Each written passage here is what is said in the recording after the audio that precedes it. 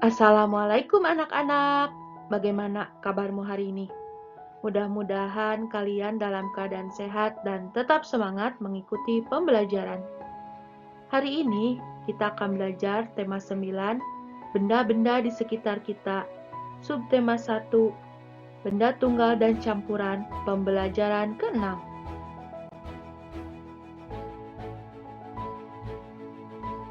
Aku dan teman-teman mempunyai kesukaan di bidang seni yang berbeda. Aku suka menyanyi, Dayu suka menari, Udin, Beni, dan Siti suka menggambar. Perbedaan itu dapat memperkaya pengetahuan kami di bidang seni.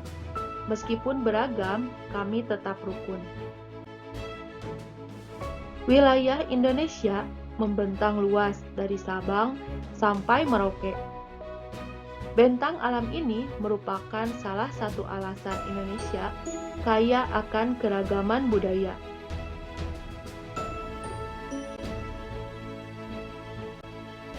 Keragaman budaya diantaranya berupa upacara adat,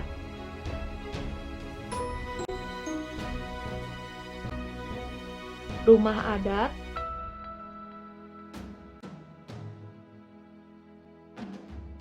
tari-tarian, dan berbagai lagu daerah. Hampir setiap daerah memiliki budaya masing-masing. Banyaknya perbedaan kebudayaan dalam suku bangsa bisa menjadi sumber terjadinya konflik antar suku-suku bangsa dan golongan. Namun, keberagaman suku bangsa dan budaya tidak membuat bangsa Indonesia terpecah belah. Terbukti, bangsa Indonesia tetap rukun dan bersatu. Bhinneka Tunggal Ika merupakan semboyan bangsa kita yang mengungkapkan persatuan dan kesatuan yang berasal dari keanekaragaman. Bhinneka Tunggal Ika artinya berbeda-beda tetapi tetap satu jua. Walaupun kita terdiri atas berbagai suku yang beraneka ragam budaya daerah, namun kita tetap satu bangsa Indonesia. Kita memiliki bahasa dan tanah air yang sama, yaitu bahasa Indonesia dan tanah air Indonesia. Bendera kebangsaan kita merah putih sebagai lambang identitas bangsa. Kita bersatu padu di bawah falsafah dan dasar negara Pancasila. Coba kamu perhatikan gambar berikut ini. Tahukah kamu apa arti kerukunan? Dan apakah gambar tersebut mencerminkan kerukunan? Kerukunan adalah hidup yang harmonis, damai, tentram, bersatu hati dengan bersepakat, saling menghormati keberagaman yang ada, mengedepankan musyawarah dalam menghadapi perbedaan. Gambar tersebut menunjukkan orang-orang mengenakan pakaian adat dari berbagai daerah. Mereka bergandengan tangan. Mereka menunjukkan raut wajah senang dan ramah. Mereka saling menghargai keragaman. Jadi, gambar tersebut mencerminkan kerukunan. Hidup rukun harus dilakukan antara sesama anggota masyarakat. Hidup rukun akan membuat persatuan dan kesatuan bangsa semakin kuat. Agama dan suku setiap anggota masyarakat tentu berbeda. Walaupun berbeda, anggota masyarakat harus hidup rukun, saling membantu dan menolong. Contoh hidup rukun di masyarakat misalnya bekerja sama dalam membersihkan dan keamanan lingkungan. Hidup menjadi lebih baik dan nyaman jika hidup dengan rukun. Berikut wujud perilaku untuk hidup rukun sebagai warga masyarakat. Di antaranya adalah yang pertama, bekerja bakti membersihkan lingkungan. Yang kedua, membantu tetangga yang mengadakan hajatan. Yang ketiga, menyapa tetangga saat berpapasan di jalan. Yang keempat, menghargai tetangga yang berbeda agama. Hidup rukun juga harus diwujudkan antar umat beragama. Di Indonesia ada 6 agama, yaitu Islam, Kristen, Katolik, Hindu, Buddha, dan Konghucu. Banyak imbauan dan ajakan dari pemerintah untuk hidup rukun dan damai antar umat beragama. Seperti yang ditunjukkan pada iklan media cetak berikut ini. Iklan tersebut berisi pengumuman lomba. Tujuan iklan tersebut untuk menarik perhatian masyarakat agar mau mengikuti lomba. Iklan tersebut merupakan iklan media cetak.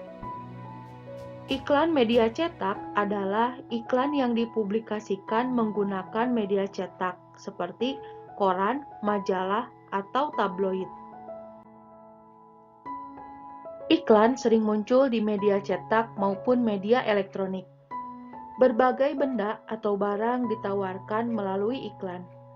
Berbagai alat musik pun seringkali ditawarkan melalui iklan. Alat musik apa saja yang kamu ketahui? Dapatkah kamu memainkan alat musik? Mari kita mengenal alat musik melodis.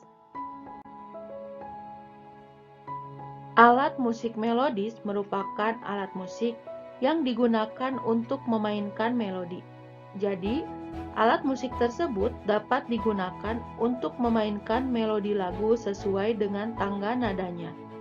Ada beberapa contoh alat musik melodis, misalnya seruling atau recorder atau pianika. Berikut cara bermain seruling atau recorder. Seruling recorder dimainkan dengan cara ditiup. Hasil tiupan rata dan berbunyi tu, bukan hu. Perhatikan posisi jari untuk mendapatkan nada-nada tertentu. Coba kamu perhatikan gambar berikut ini untuk memainkan seruling recorder. Tanda lingkaran hitam menunjukkan lubang recorder ditutup, sedangkan tanda lingkaran putih menunjukkan lubang recorder dibuka. Lakukan sesuai contoh untuk nada yang diinginkan. Cara bermain pianika. Pianika dimainkan dengan cara meniup selang peniup dan menekan tuts pianika. Gambar tersebut menunjukkan nada-nada yang ada dalam pianika. Cara memainkan alat musik pianika ialah dengan cara tangan kiri memegang pianika, sedangkan tangan kanan dipakai untuk menekan memainkan melodi lagu, serta mulut untuk meniup selang peniup. Beberapa hal yang perlu diperhatikan dalam bermain alat musik pianika, yaitu yang pertama, dimainkan dengan 5 jari. Di setiap jari memiliki tugas dalam menekan tuts-tuts tertentu. Yang kedua, mengusahakan meniupnya dengan cara yang halus dan rata. Yang ketiga, bentuk tangan kanan seperti memegang bola, sehingga memungkinkan jari bergerak dengan leluasa.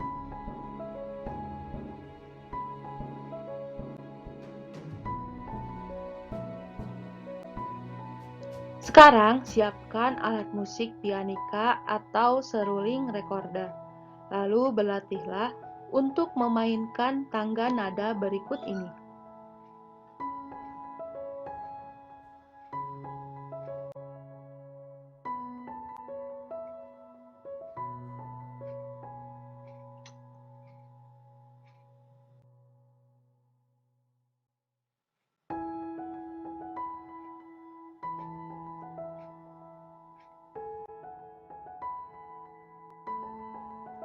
Setelah kalian dapat memainkan nada dengan menggunakan alat musik pianika atau seruling recorder, sekarang cobalah mainkan melodi lagu berikut ini dengan menggunakan alat musik pianika atau seruling recorder.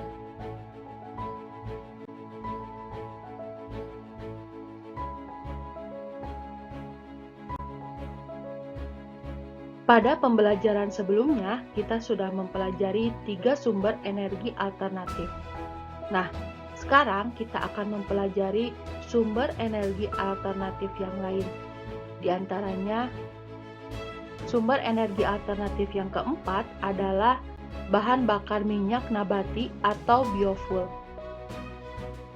Bahan bakar minyak nabati berarti bahan bakar yang berasal dari tumbuh-tumbuhan. Di masyarakat dikenal biodiesel atau biosolar. Biodiesel atau biosolar ini berasal dari tumbuh-tumbuhan, misalnya biji jarak. Biofuel terdiri dari biodiesel, bioetanol, dan biooil. Bahan bakar ini dapat menggantikan bahan bakar fosil, misalnya solar. Di negara kita, bahan bakar biofuel diproses dari kelapa sawit, molasses, zat tropa atau biji jarak pagar, dan singkong. Sumber energi alternatif yang kelima adalah bahan bakar hidrogen. Hidrogen dapat berperan sebagai pengganti bahan bakar minyak bumi maupun sebagai pembangkit listrik. Sebagai pengganti bahan bakar minyak bumi, hidrogen dapat dibakar di dalam mesin, sehingga dihasilkan energi. Sebagai pembangkit listrik, reaksi hidrogen dapat menghasilkan energi listrik. Proses ini disebut elektrokimia. Proses elektrokimia hidrogen lebih hemat daripada proses pembakaran. Akhirnya, proses elektrokimia hidrogen lebih disukai dan lebih banyak digunakan daripada proses pembakaran. Sumber energi alternatif yang keenam adalah energi matahari. Matahari menyinari bumi, sedangkan bumi berputar pada porosnya. Akibatnya terjadi siang dan malam. Wilayah yang paling banyak mendapat cahaya matahari adalah wilayah tropis, yaitu wilayah yang terletak antara 23,5 derajat lintang selatan sampai 23,5 derajat lintang utara. Negeri kita terletak di kawasan tropis, sehingga sangat kaya energi matahari. Energi matahari dapat diubah menjadi energi listrik dengan menggunakan sel surya. Contoh sel surya yang kecil ada pada kalkulator. Kalkulator yang menggunakan sel surya dapat hidup tanpa baterai asal terkena cahaya. Alhamdulillah, pembelajaran hari ini sudah selesai. Jangan lupa like dan subscribe. Assalamualaikum warahmatullahi wabarakatuh.